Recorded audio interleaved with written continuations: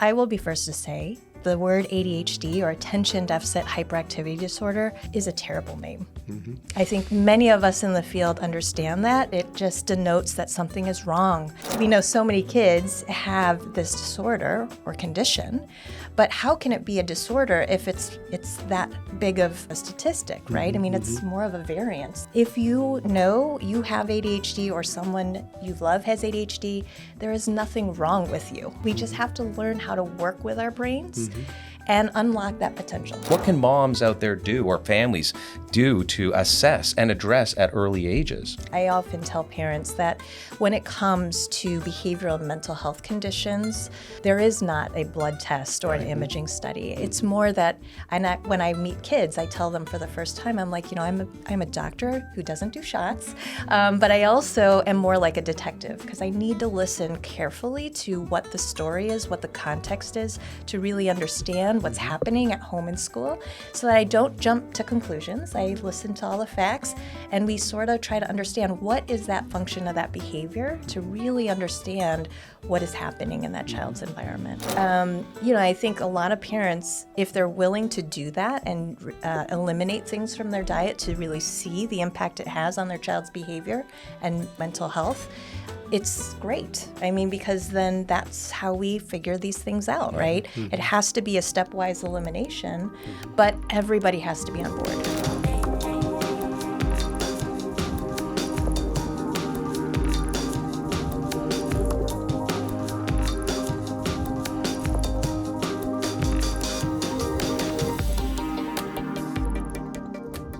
Today's episode focuses on supporting your child's emotional and behavioral development, with a spotlight and focus on addressing common challenges like ADHD, ADD, and creating positive parenting strategies.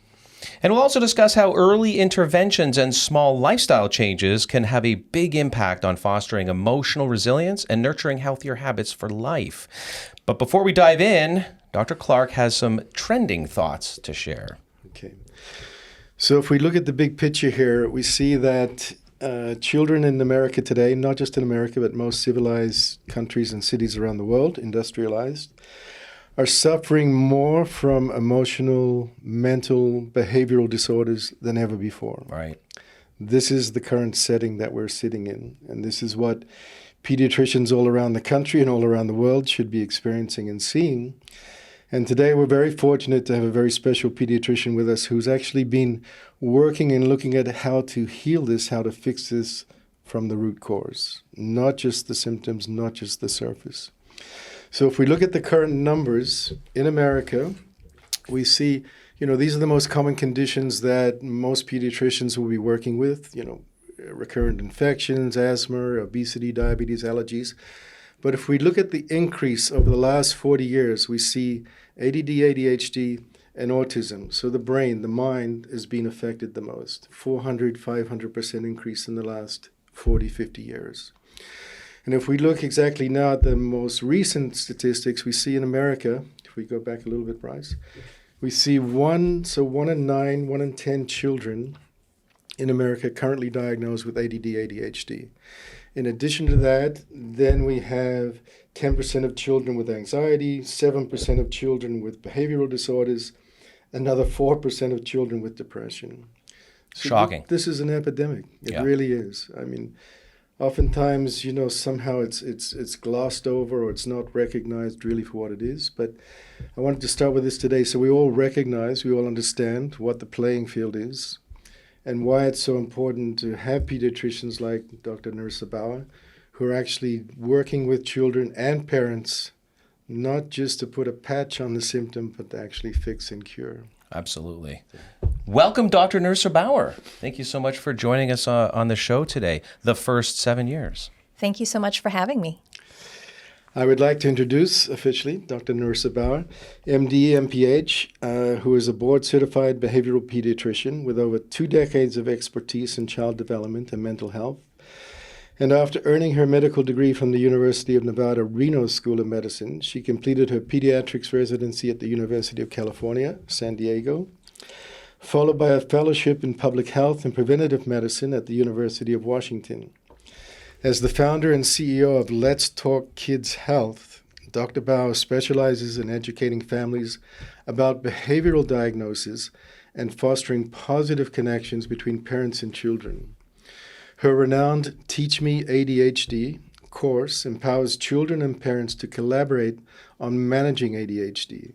She is a sought-after speaker, educator, and advocate for improving mental health care access and education for children and parents. Dr. Bauer's mission centers on helping parents unlock their children's potential through evidence-based strategies and compassionate care and a lot of understanding and knowledge. Welcome. Thank you for having me. Such a pleasure to have you here. I think one of the most exciting things is that we will cover quite a spectrum today, talk about how we might identify not only, what is ADD and ADHD, but also for the spectrum of ages from, 0 to 3, 4, before there's even prescription medication involved. And then even beyond that, up to about age 7, there's so many questions that we have. So very excited to have you with us here. Why don't we dive right in, with that, what is ADHD? I mean, what are the new parameters in which we're defining? Because as I understand it, we're trying to kind of come away from the DSM a little bit, the Diagnostic Statistical Manual of that framework. Yes, I'm so glad to be here. First of all, let me say thank you for having me. This is such a great topic to discuss because there is so much misconception about what ADHD or ADD is. Yeah. So I'm grateful to have that opportunity. One of the things that I want to start off by saying is that ADD or ADHD is not a behavioral issue. It is an executive function challenge, and we know that that originates from the frontal lobes of the brain. Now, the trick is that we know that the frontal brain is still developing until the age of 25. It's maturing and pruning and all of that. But our job as pediatricians, as we're watching and monitoring our children grow from birth all the way through the young adulthood, is to really pinpoint when things are lagging and what we can do to support kids and families throughout that. Because I will be first to say the word ADHD, or attention deficit hyperactivity disorder, is a terrible name. Mm-hmm. I think many of us in the field understand that. It just denotes that something is wrong. And we know that so many kids, So we know so many kids have this disorder or condition, but how can it be a disorder if it's that big of a statistic, right? Mm-hmm, I mean, it's more of a variant. So it is a learning difference. And I think that, first of all, I want to just come on the show to say, if you know you have ADHD or someone you love has ADHD, there is nothing wrong with you. Right? We just have to learn how to work with our brains and unlock that potential. We're unique, right? So I just wanted to make sure to say that. But ADHD and ADD, I've heard you say that. We do not say ADD anymore. It's just all ADHD. But in clinical, we do characterize it as either hyperactive impulsive, inattentive, or combined type presentation. Right. Sure. Well, I love the way that you framed that up, because for me, going back, 45 years to grade school or days, it reminds me that so many of my cohort were treated like get into the corner, put on the dunce cap. There's a problem with you. We have to, manage that problem. But meanwhile, they probably were mistreated, and if anything, may have had a superpower. I mean, that's how we're kind of now addressing ADHD when it's managed properly and effectively through behavioral sciences. Sure. So another side of that, and just sort of looking at current day. So many children with that diagnosis. As you said, it's not a correct diagnosis. It's not an inclusive. It's not a broad. It doesn't, denote understanding the condition properly. Yes. But so many, children and parents are then just faced with the option of medicating children. That's the number one sort of reflex these days by most pediatricians, I would say. So to come at this from a different viewpoint, where you're looking at behavior, you're looking at what can be changed, what can be educated, what can be learned, could you give us, because it's a very unusual path, in my experience, I've not met very many pediatricians doing what you're doing. Right. So could you just give us a little background of how you entered this field, how you learned what you learned, and how you're able to help children from this way, from this perspective? Yeah, I think I was drawn to this field, in my training in San Diego, and really, we go through all the different parts of pediatric training to see where we really like to work with those families. And I always really love doing bread and butter general pediatrics, really establishing that foundation and relationship and watching kids develop and thrive over the years. And, I think one of the biggest things as parents, I'm a parent of 2 children who are now teenagers, but really trying to help support families understand what's happening, right? And to really support that family as a unit, even though the family is coming in to see me for the child, I am really trying to educate and support the whole family because the child doesn't live in a vacuum, right? So I think the biggest thing when it comes to ADHD, behavioral health, mental health, is really understanding that mental wellness is really a continuum, right? And so we really need to focus on understanding and educating what goes into helping promote resilience, helping promote social emotional competence, and seeing where that child is at any stage of their development, and then helping, because parents play a pivotal role in this. They provide the executive function that the child doesn't have yet, right? But that parent may also have ADHD. I was going to ask you, does it run in families? Right. Yes, it really does. Yeah. It really does. They often say the apple doesn't fall far from the tree. However, it's really important as the pediatrician monitoring and observing what's happening in that room, I can come in and model a lot of those things, how to interact with that child, how to comment on the strengths that I see, so that it's not all about what's wrong with you, what's well with you. Right. Right? And so in terms of working with children, from what ages, the age groups that you work with most, and how long do you work with them for? Yes, so in my practice, I typically see kids anywhere from 2 to 20 now, and I just focus exclusively on ADHD, anxiety, depression, and parenting issues throughout the lifespan. And how long do you tend to work with the child and the family and the parents to see those changes happening? Yes, I mean, it kind of depends where they enter in, right? I think my goal is whenever they come to see me, they're either in crisis or something has been brewing for a while. So I come in to kind of see the big picture, understand what's happening, what are the risk factors and protective factors, and then come in and sort of help educate from the get-go what's going on. And then some of the families will decide what they want to do. And I think it's a collaborative process, right? I, of course, as a traditionally trained physician, I do introduce medication, but I am one to say medication is just one tool in the toolbox, and it's not a magic bullet. I often tell kids that medicine, when done correctly, is gas for a car. Like your brain is like the car.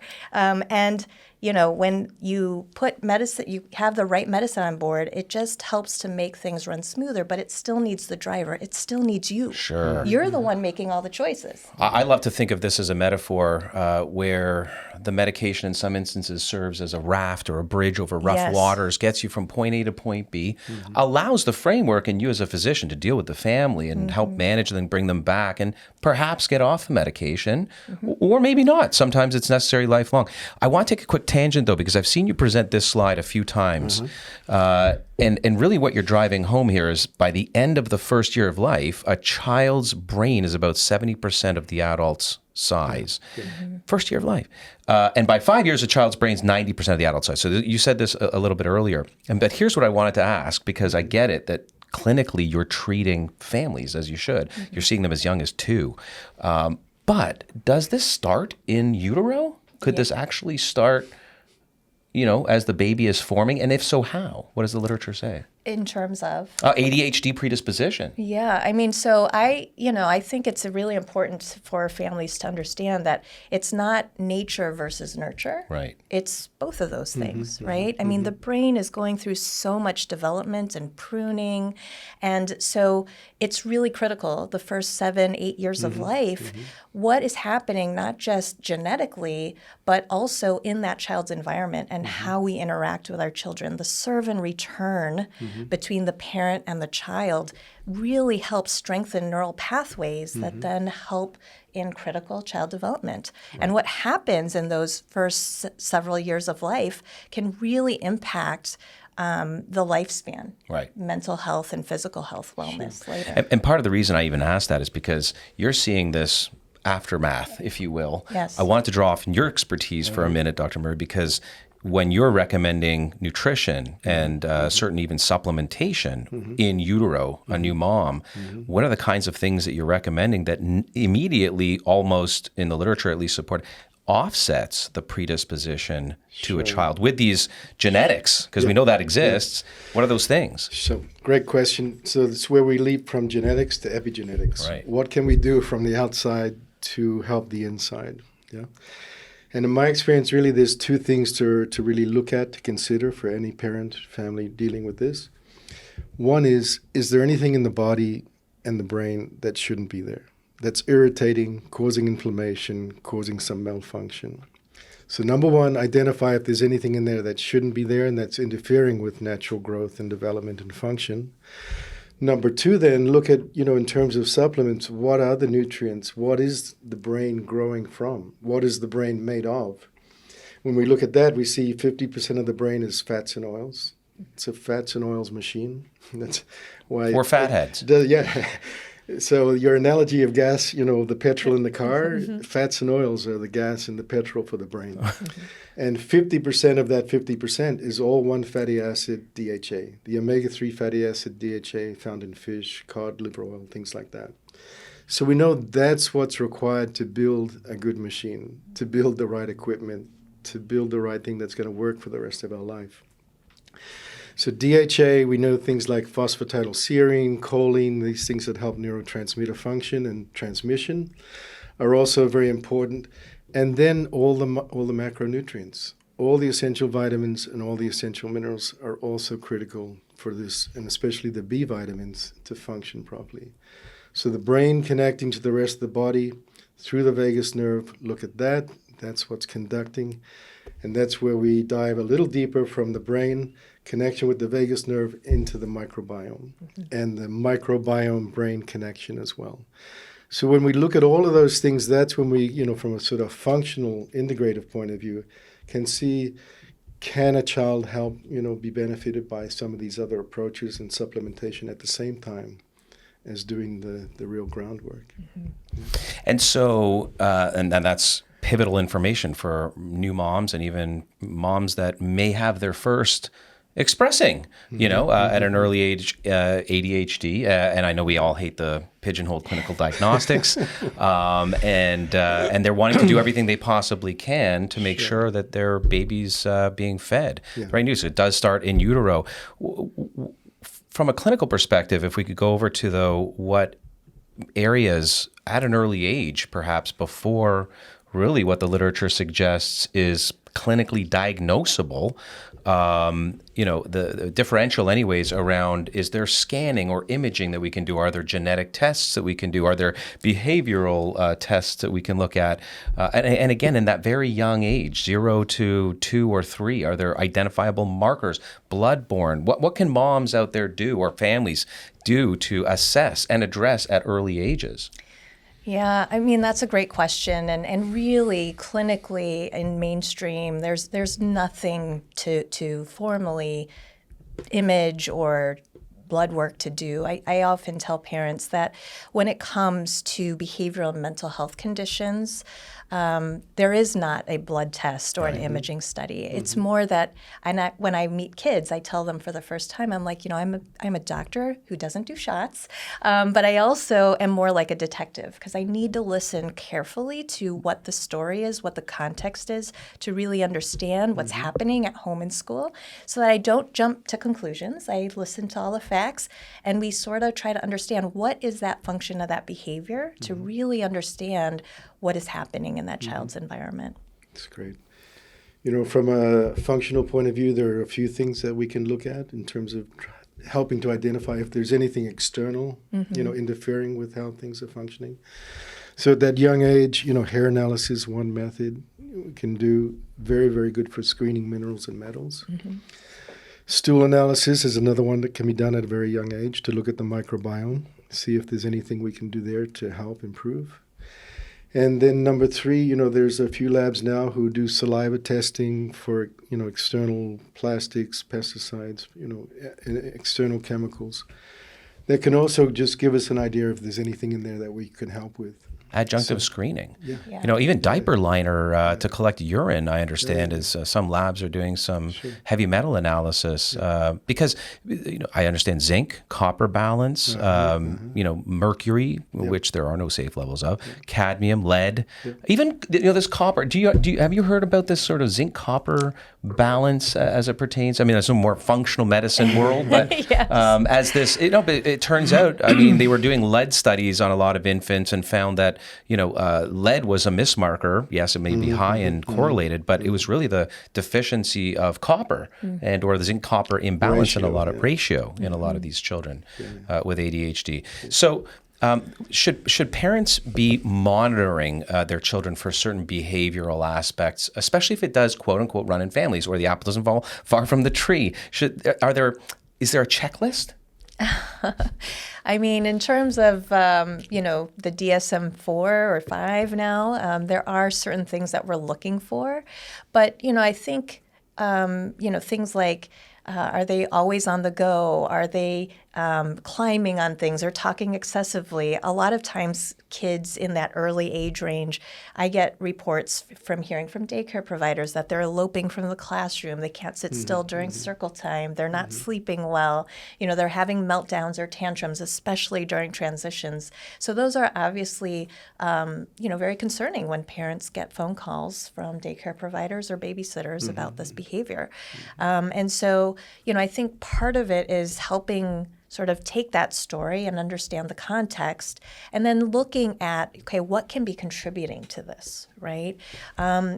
Because at the end of the day, everything that we're talking about here, we want to look at the big picture and understand how is this child functioning, how healthy are they, and what are some of those different contributors that we can kind of intervene on that can help. And as you said, there's so much more than just medication. And I'm so glad that we're having this conversation, like sleep, nutrition, physical activity, screen time moderation. That starts really early too, just because of the world we live in.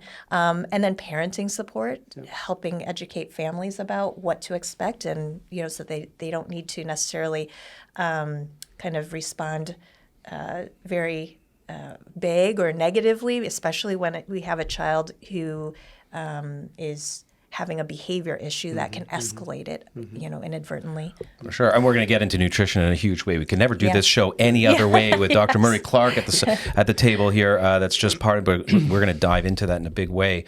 But before we do that, you said something a minute ago that was very intriguing to me. You're a physician that doesn't give shots. Why?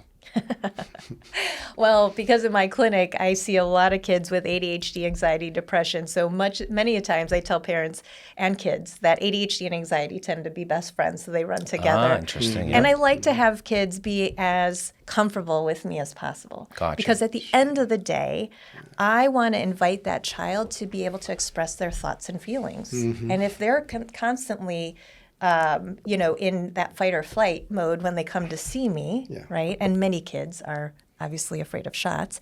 So I tell them that up front, so they don't have to worry about that. Yeah, no. So you're a safe doctor. Yes.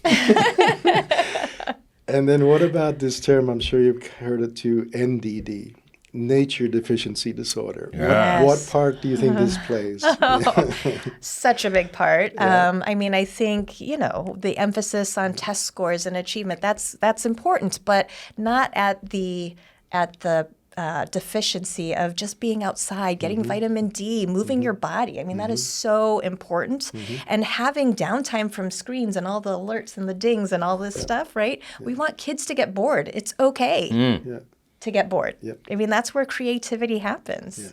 So you're notorious and good in a great way for giving prescriptions, writing prescriptions to your patients get outdoors, get into nature. Yeah. And it's interesting because, I'm familiar with some literature from the Japanese studies anyways, and they refer to this loosely translated to forest bathing, but Shinrin Yoku, which is get out into nature.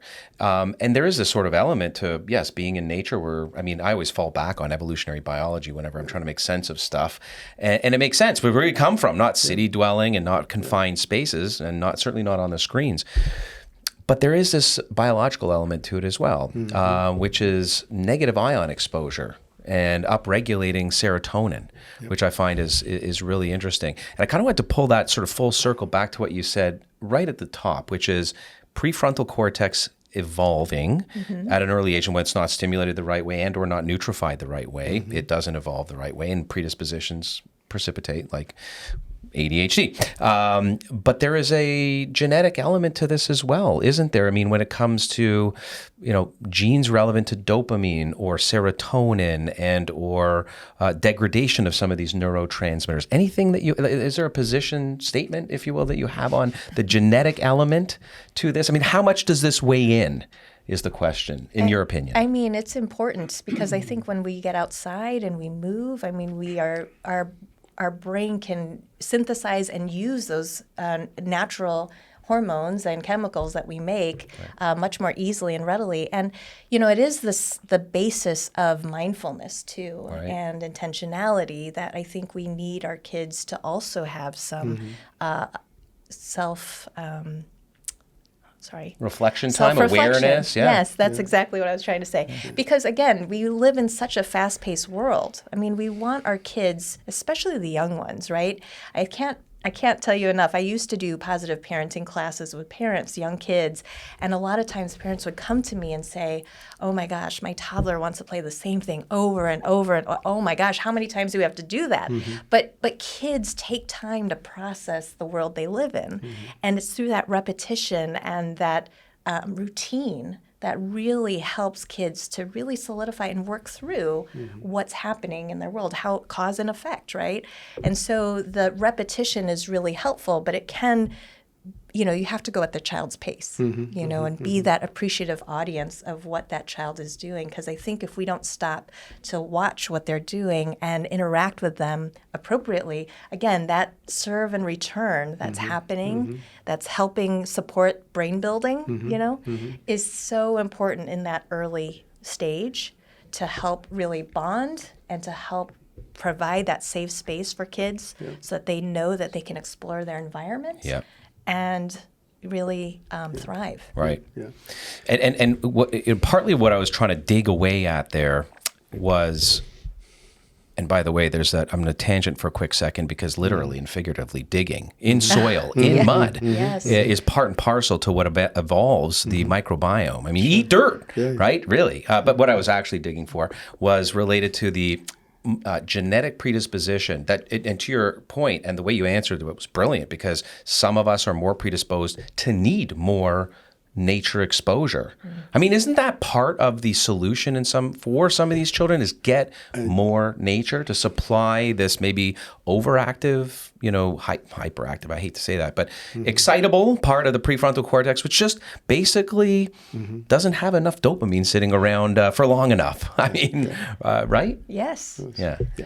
No, historically, if you look, we didn't grow up in cities. We didn't grow up with industry. We grew up for thousands and thousands and tens of thousands of years in nature.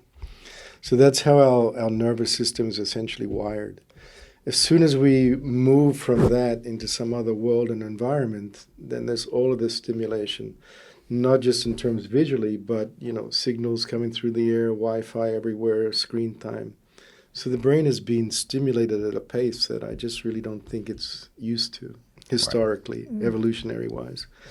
So the more time, and especially in the younger years where a child can just sit in nature, there's a certain pulse, there's a certain rhythm that just happens sitting quietly, playing in nature, that sort of brings one back to where we should be.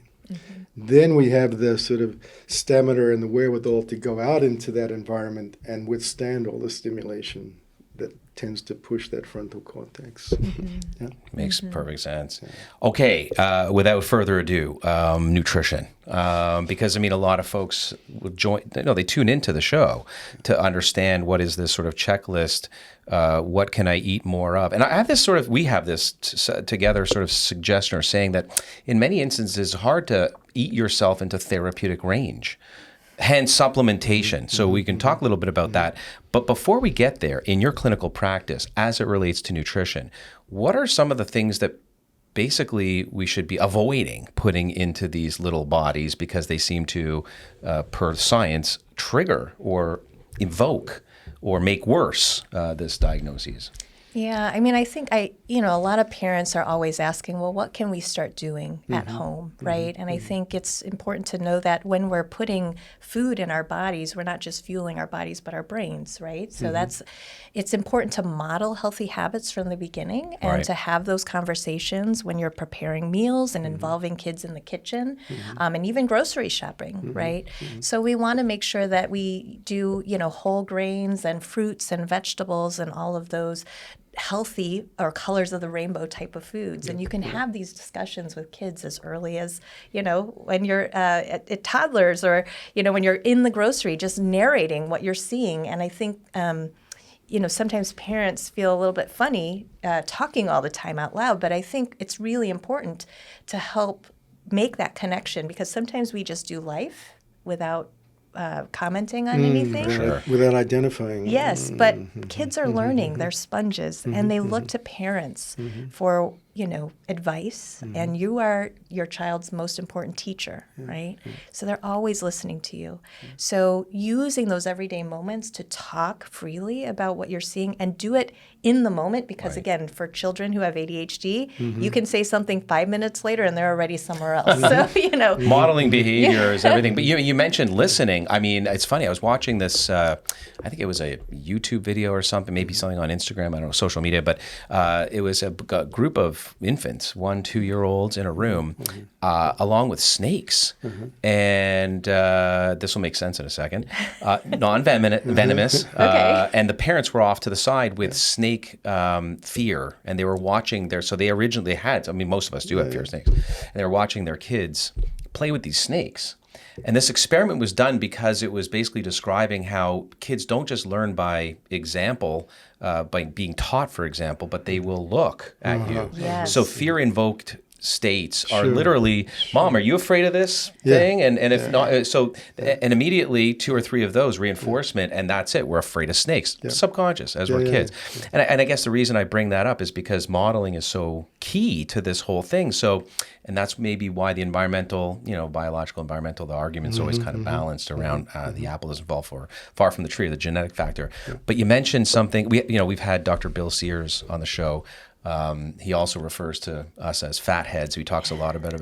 Babies, one of America's babies and children. Yeah. And us. Yeah. And he says, just like you, and we agree, eating a rainbow of fruits and vegetables every single day, that's where it starts. And even at a very young age, when you introduce solids, particularly the purple, right? Yeah. No, he had this great, I still remember it so clearly, because, all pediatricians, and especially Bill Sears, had, hundreds and thousands of, parents ask him, what should a child start eating first? 6 months, 7 months.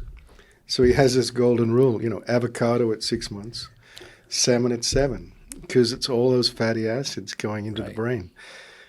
And in terms of, what we can avoid, looking at what the pitfalls are in terms of diet going forward for babies, infants, children, I think there's really 3 big ones. Number 1, anything artificial colorings, artificial sweeteners especially, artificial preservatives.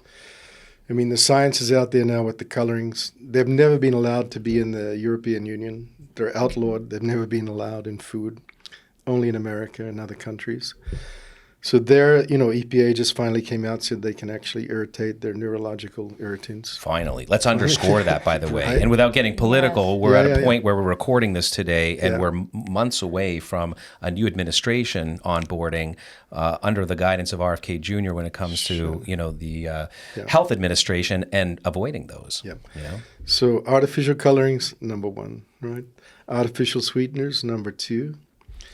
And then looking at what what can be introduced to support, and that's where we come down to the right omega-3s, fatty acids, color of the rainbows, all the antioxidants. Yeah.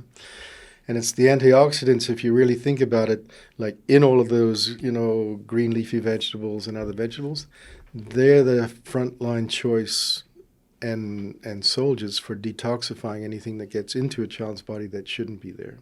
So if we keep the antioxidants high, keep the artificial colorings and sweeteners out, then we have the best chance to grow nice. Yeah. And you mentioned, and it temporarily made me wince for a quick second, but I'll allow you the opportunity to qualify. No, really, your opinion is everything, but you said grains, and I wholeheartedly believe that's true. I'm not one of those paleo heads or, we should all be eating meat the rest of our lives at all, but is there an exception, in particular in this group, where they may be more sensitive to the gluten category? Is that something that you would endorse, or would you say it's not proven yet? I mean, there's definitely studies to suggest that gluten can be a culprit too. So, I think part of this is when I think of working with families, first of all, obviously looking at all of the different factors that can be contributing to how this child is doing and recognizing that the child doesn't live by themselves. So whenever we make nutritional choices, it will affect everybody, right? And so I think a lot of parents, if they're willing to do that and eliminate things from their diet to really see the impact it has on their child's behavior and mental health, it's great. I mean, because then that's how we figure these things out, right? It has to be a stepwise elimination, but everybody has to be on board. Right. Yeah. No, it's impossible, for one family member to avoid gluten. Without the whole family being on board. Yes. So but you can do perfectly well in my own clinical experience to avoid the gluten category if you suspect it. And I think I'm with you. It's not hard evidence yet, but there is this brain-gut connection. And we do know that when you've got leaky gut, you've got leaky brain. And essentially that translates to potential food sensitivities, not the born allergies like peanuts or strawberries and fish. But it's nothing to do with what's good or bad. It's all to do with what the immune system may say, I don't know about that. So avoidance of gluten, and we can go to, we can take away rye and spelt and wheat, and I think not have a problem with millet, quinoa, cassia, buckwheat, and all these other things that the baby would do, or the young infant would do just as well with. Millet. Many great choices. Oats. What about dairy, though? Let's have the dairy conversation real quick. A, is this an instigating factor for any of these children? And B, is it kind of necessary? Like, do they need milk growing up? Your thoughts first. I was going to defer to you on that because, milk and calcium are really important, right? Yeah, right. Yeah. So I think it's the form of milk. That's what I think. I think milk is important. If we really look at what's, use a mother's milk as the closest sort of reference point, which obviously it should be, then we see that, there's other animals that are a little closer to human milk than cow's milk. And the number one being sheep's milk. So sheep's milk is really the closest naturally occurring mammal milk to human milk, apart from mice milk, which you just can't get together now. So, there's goat milk, there's sheep milk, and now, especially in New Zealand, the sheep milk is really developing the industry. It's a very, very grass-fed sheep, fantastic product. So that's my recommendation from the start. Why even try going down that pathway if you don't need to, if it could be a chance of irritating? So just, start with sheep milk. And or if you're noticing in your child and you're starting to question, because to your point with this sort of criteria checklist, they're in daycare and they're jumping all over the place, hard to wrangle in, like herding cats, to start to question. What are some of the things, I guess is what we're saying, that you can maybe, because what we're doing is eating 3 to 4 times a day, and children are, if you can manage at least what's going in, you can, and it does seem to affect them. So there's a trial and error factor, right? I mean, there are substitutes without compromising for calcium, for example. Sheep's milk might be one of those. Yeah. I mean, you're doing work that really I don't know any other pediatricians doing, or have not met personally. So I applaud you for that. It's really like taking this whole territory and looking at it hands-on and educating rather than medicating.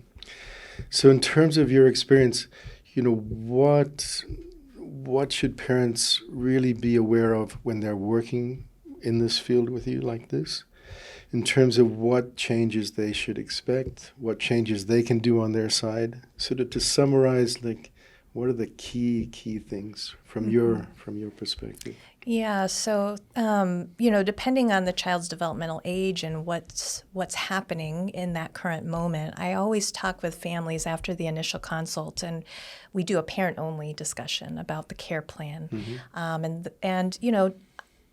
I will be honest. I mean, a lot of parents, when they come to see me, they're feeling a large array of emotions, and sometimes many of them are, maybe lukewarm or not sure about medication, and they think, oh gosh, you're a doctor, so is that the next step? And I often will tell them that, while we can have that discussion, medicine, like I said, is just one tool in the toolbox. We really need to also focus on sleep. We need to focus on nutrition. We need to focus on that physical activity aspect, screen time moderation, family support. What do they need to understand about ADHD and what they can do to help prevent or allay things? And then behavioral strategies, including what are the skills that kids need to be taught? What are the lagging skills they have? Either social skills, cognitive behavioral skills, understanding their thoughts and feelings. Emotional reactivity is a huge part of ADHD, and we haven't even talked about that. But that is not in the DSM-4 criteria for ADHD, but it is a huge component of what we see in kids with ADHD.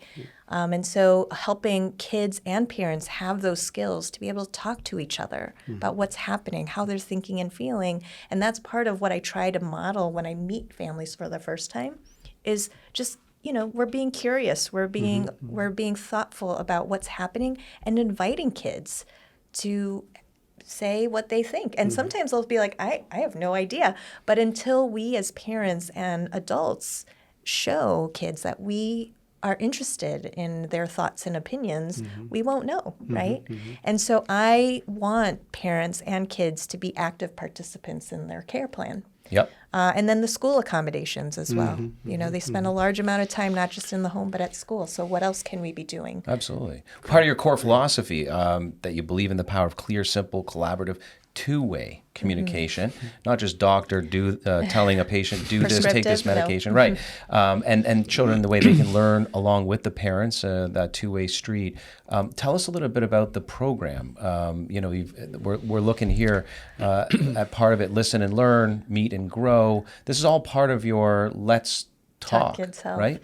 Yes. During the pandemic, obviously we couldn't see families face to face anymore. I immediately went into my basement and started doing telehealth visits. But I'm an extrovert, and so social distancing became very hard very quickly for me. And that's how I started doing my own podcast and courses online, because I just needed that interaction. And I think ultimately, anxiety, depression, ADHD, at the end of the day, we have to have connection before compliance anyway, right? I mean, that is so important to the fabric of who we are as human beings, is that social connection. And so very briefly, I have an entire program that started with just Teach Me ADHD. It was meant to be a class for kids 8 to 12 to take kids and parents together, because traditionally pediatricians, when we make the diagnosis, we're like, okay, you need to go to this therapist, you need to work with the school, you need to do this. And it's all segmented and fragmented. That's just how it is. But because COVID afforded me the opportunity, we were stuck in our homes for a very long time. So instead of doing things separate, I designed a class that, kids and parents become junior and senior detectives. We're at the All Deeds Help Detective Agency. And Cool. And deeds are things we do with intention. So we teach and learn new skills or deeds to work on to really build those brains. And then parents were instructed on family missions to take pictures of evidence and send it into headquarters for feedback. That's great. So it's 8 weeks, and we cover the whole thing about what ADHD is, what it isn't. We don't talk about medication until session 6, because again, I think everything else is just as important, because I want to empower kids to know and have the knowledge and the language and the tools to then come to see me or to their teacher or an adult and say, this is what I need for to thrive.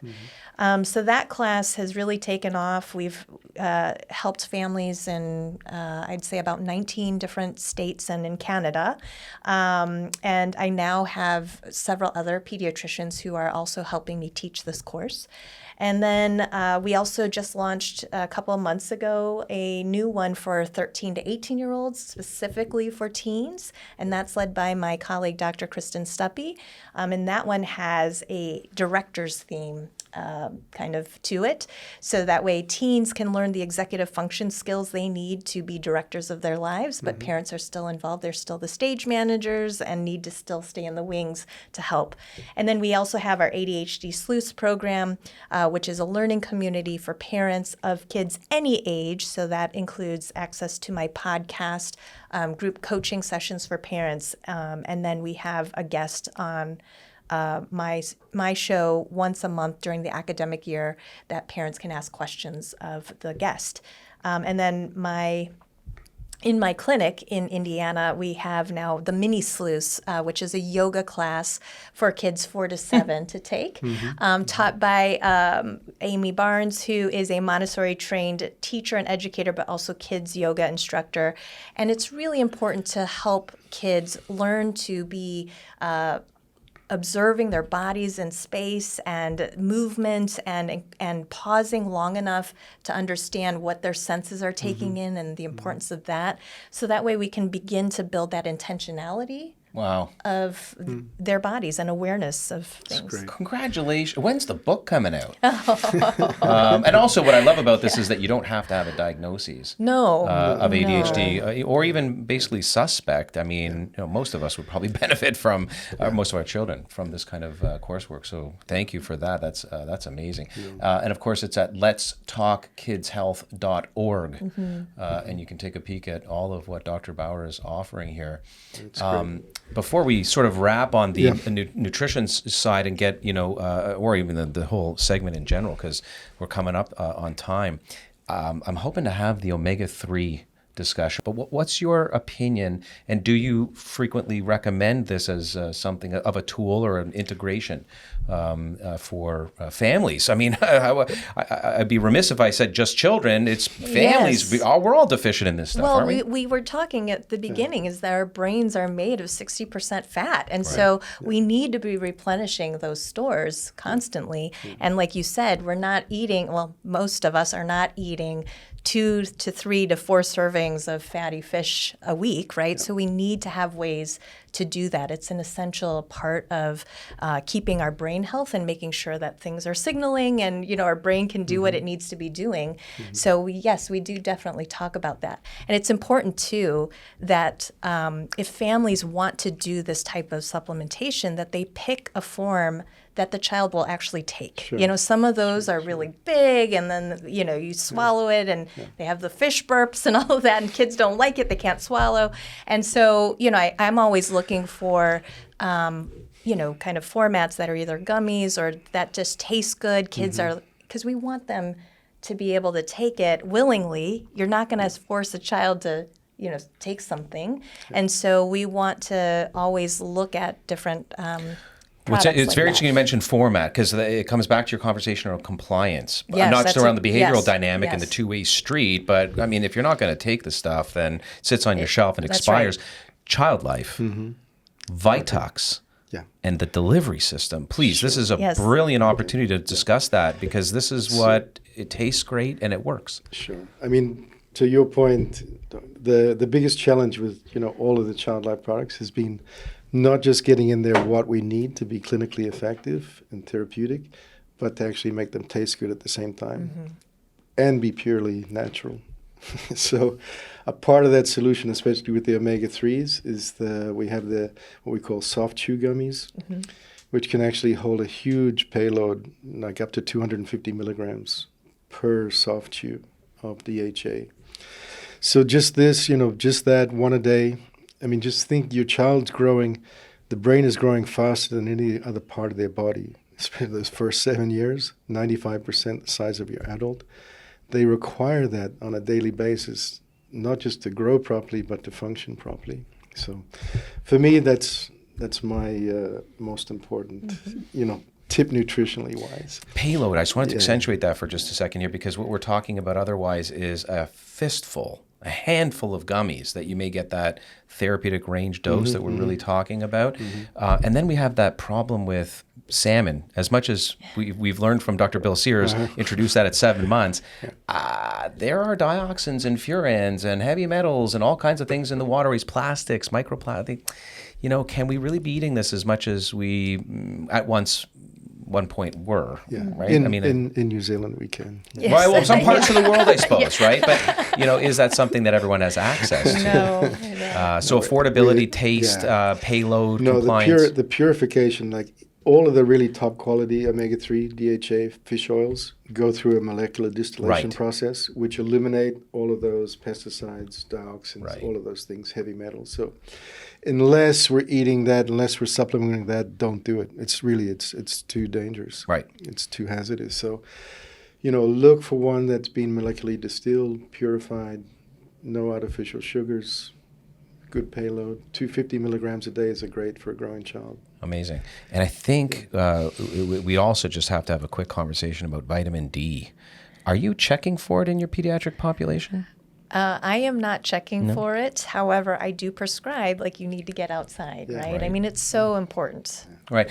By the way, I'm no dermatologist, but the correlation to outside, noon, Yes. high sun, full body exposure, bathing suit on, in 10, 15 minutes, you're converting through the cholesterol in your skin approximately 8 to 10,000 IU, says the study. So high noon sun, before you lather on the healthier version of zinc oxide or titanium dioxide, full sun exposure. Yeah. No, just nature. Right. Nature in all aspects. So this is a question for Dr. Bauer from Karen from Facebook. What, if a parent was to make a checklist before their first appointment with you, what would be that on the top priorities for that checklist? Yes, so I would tell parents that they need to gather information that they've heard about their child at home and school, and also to talk with the teacher about what they're seeing as well. What are their concerns around sleep and eating and family history? So trying to gather as much of that information as possible ahead of time. Okay. And then secondly, once they have that appointment set up with you and they're coming in to see you and sitting down with you, then how to be prepared for that. Yes. So oftentimes, if they don't already have that information, we talk about how it's important to start collecting that information. I will tell parents to keep everything in a binder, right? Especially because with ADHD, it's a multifactorial type of, we need an interdisciplinary team. So any information they have from the school about the child, report cards, emails, printing it out, also reports from the pediatrician about behavior. And then you can even start a sleep diary or any food diary, just to understand what role that those things have in the presentation of your child's behavior. Many parents, they come to me with stories of what they're seeing and their concerns, but it's really then up to us as a team to understand what is happening, and as much of that information that we have, then we can really dive in and understand how they all fit together. Great. Beautiful. And also just to sort of be aware of the family circle in terms of any other history. Absolutely. A lot of times parents are like, I don't really know. So if you can try to have an inquiry and talk to other family members too. One question that I love to ask parents is, okay, so who does your child remind you of? Any stories that at the family gatherings, do you hear stories you were just like that as a child? So if you have those anecdotes, those are important as well. Great. Thank you so much. I have one other question with the minute we have left. I'm just taking a guess. I'm going to frame it up like this. I can imagine some days in clinical practice go by where you're in disbelief how 10 of these little souls have been diagnosed and this is an overdiagnosed issue. And then other days come and you're like, I can't believe this was missed. In that sort of framing of your day-to-day, what would you wish parents would come to you with if you had your own wish list? what would you wish they would come to you with in terms of where they got the diagnoses from, other tests that they may have done, insights that they may have, just to make the process easier or more streamlined in your own clinical practice, if that makes sense? Yeah. I mean, I think sometimes I hear a lot of times that once we finally get to this is what it is, there's a lot of guilt around it as well, especially if they're older and I see them and they chalk it up to, oh gosh, I just thought they were XYZ and all of this. So, I mean, I think oftentimes handling that at the time of diagnosis is important, not just for the child, but for the family, right? And just seeing where everybody is, everybody grows up from their own households and their own cultures. So where is their understanding of what ADHD is? Especially in young girls, I often see the ADHD anxiety connection. And a lot of times girls are smart and they're masking symptoms in school. So a lot of times parents are seeing symptoms at home, but it's not corroborated in the school setting. But keeping our awareness of what's going on there is important as well. Before we totally let you go, there is one pressing question, if you don't mind answering, from Simone on Instagram. And I think we can summarize basically everything with this answer. She says, my child's ADHD makes it hard to stick to routines. She's asking, is there any tips to help keep them on track? I mean, you just described the brilliant program, so that's clearly one of them. But what would your tips be, top line, to Simone for her child? Yes, that's a great question and one I get a lot. So I have a couple different pointers. One is to set a schedule, right? And don't get overwhelmed with it. It doesn't have to be by minute, but just the sequence of things. Because again, kids love consistency. They thrive when that consistency is there. So setting a schedule, visual is important. Kids with ADHD, we're taking things in from all senses, and sometimes we need extra help to know what's important and what's not, because we're getting bombarded. So visual cues are really important. And especially I like, for like morning routines, taking pictures of the child doing their morning routine and then putting it up so that the kid can reference this and look, oh yeah, I see myself doing this, I can do it, right? So doing visual cues like that. And then also making it fun. You can kind of create a sense of urgency, but sometimes some kids don't like that urgency either. But, sometimes putting music on and saying, okay, we're going to try to get this done by the time these two songs are over, and sort of just keeping it fun and going so that way we're moving forward momentum. But for parents, we also need to know that, that executive function to plan, organize, and goal-directed behavior, we need to still lend ourselves to that process because that brain is still developing, and we need to stay close by. We need to give them cues and say, okay, Bryce, now you do this, and then, and praise for that. Yeah. So as they do every single step in that sequence, keep praising, keep working, keep shaping that behavior, because then it becomes automatic. I love it. Great. Thank you so much for being here. Yeah, thank you so much. Very much, and for all your work. Dr. Bauer and her insights and the way she encourages parents to explore her resources are very commendable, and they can be found at her website, letstalkkidshealth.org, including her Teach Me ADHD program. And thank you all for joining us on the first 7 years. Don't forget to subscribe and share this episode.